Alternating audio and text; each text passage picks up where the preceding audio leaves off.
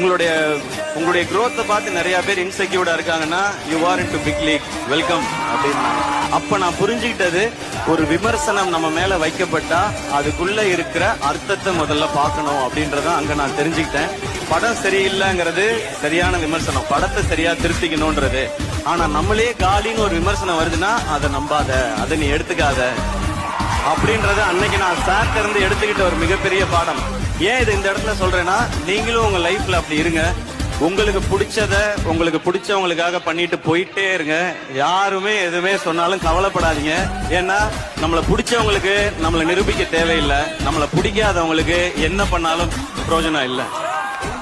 இன்னைக்கும் நான் நிறைய பேரை பாக்குறேன், லைஃப்ல ஒரே ப்ராப்ளம், ஒரே டிப்ரெஷன், ஒரே பிரச்சனை அப்படின்னு சொல்லிட்டே இருக்காங்க.